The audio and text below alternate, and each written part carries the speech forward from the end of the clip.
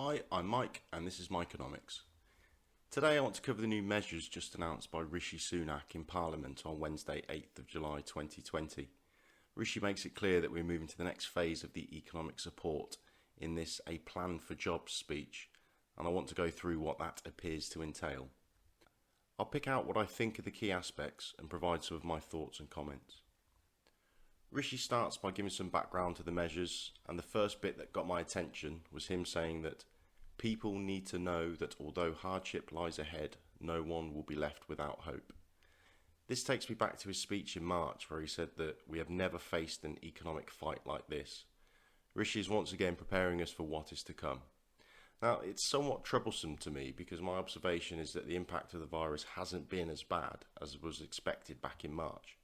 If I recall correctly, the estimated deaths then was fortunately far higher than what we actually suffered. So I presume the economic impact of the virus would be less too. Apparently not. It's quite worrying that we're still being told to prepare for the worst. He goes on to say that our plan has a clear goal to protect, support and create jobs. Give businesses the confidence to retain and hire, create jobs in every part of our country and give people a better start. He also clarifies that we're entering the second phase of our economic response. The first phase being to protect the economy, which we saw with the job retention scheme, the furlough, the various business loans. Second phase is to support job creation, and the third phase is to rebuild. So the second and third phase again gives alarm bells for me, because if job creation is required, there'll be job destruction. It appears that certain sectors aren't going to recover and many people will need to reskill into other sectors. The third phase being to rebuild implies that something's going to collapse. So it appears as though the worst is definitely still yet to come. And that's confirmed by him stating that we face profound economic challenges. So again, it's not over and it appears the worst is yet to come. And Rishi also says that at one point, it's not a job over, the job has just begun. Rishi goes on to highlight that world economic activity has slowed, IMF expecting deepest global recession ever. We've obviously seen household consumption has fallen. A lot of that will be due to the fact that a lot of places have closed. Certainly spending on eating out has been reduced. People aren't requiring as much fuel, so spending on that has been reduced. Even things as new shoes, clothes, because you don't have to go into the office, people are working from home.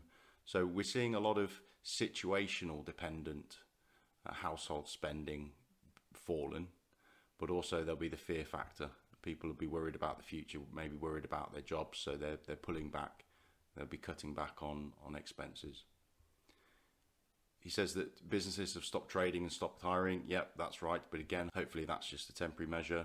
And in 2 months, our economy has contracted by 25%, and that's wiped away 18 years worth of growth. Again, it's not the same really. If it was a forced close down, ultimately we've still got the infrastructure in place.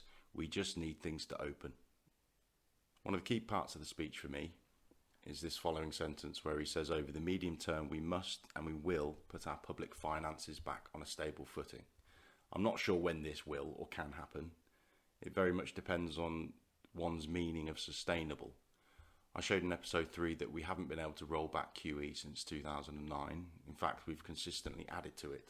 We haven't been able to normalise interest rates. The Bank of England has just warned banks that the base rate could go negative. The whole of the last decade, we've been going through austerity measures as a result of the last financial crisis. And at no point did we get better than a £58 billion deficit, all the while taking our national debt up to 1.9 trillion, even before this new crisis. So I'd be interested to hear Mr. Sunak's definition of sustainable footing. He says furlough has been a lifeline for millions, but it cannot and should not go on forever.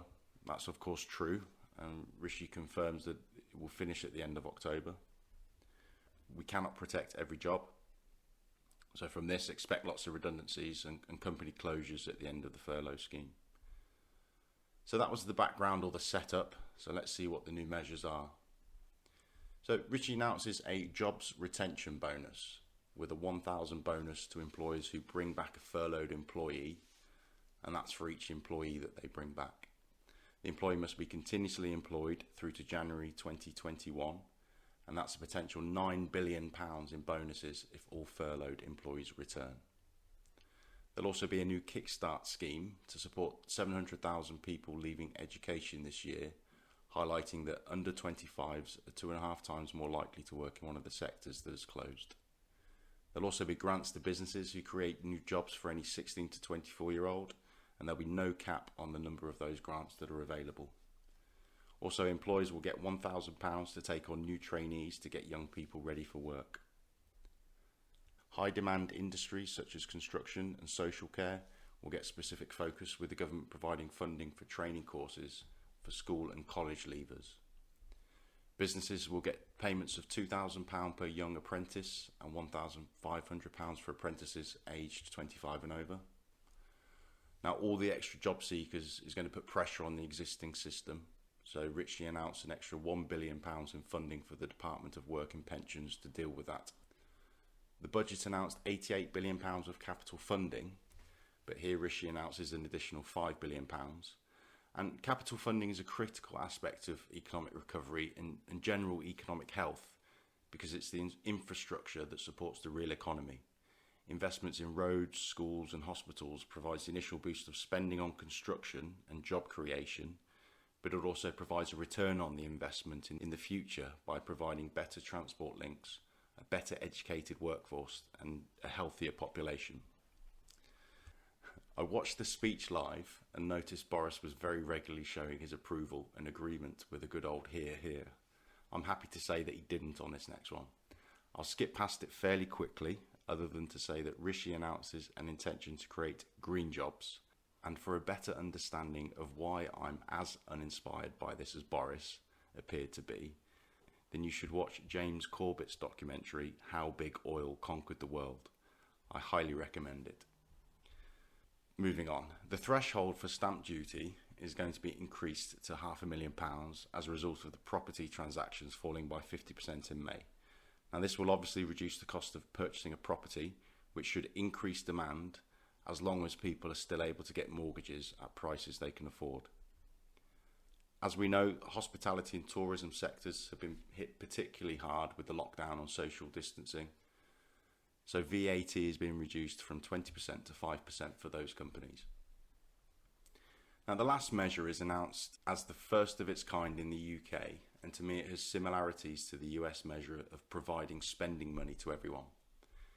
This measure is the Eat Out to Help Out discount, where we all get 50% off participating restaurants and takeaways. I have to say, I immediately had alarm bells ring on this one, as it would be a nightmare to administer, and without knowing all the details, there seems to be a large incentive for restaurant owners to falsify the claims in terms of the amount of people eating at their restaurants. Maybe that's just me being sceptical, although I study economics, how can I not be sceptical? So those are the new measures announced on Wednesday, 8th of July 2020. It signals the start of phase 2 of the biggest economic fight we have ever faced, and puts forward an additional £30 billion to battle these profound economic challenges. That's it for this episode. Thank you for watching. I'm Mike, and this has been Mikeonomics.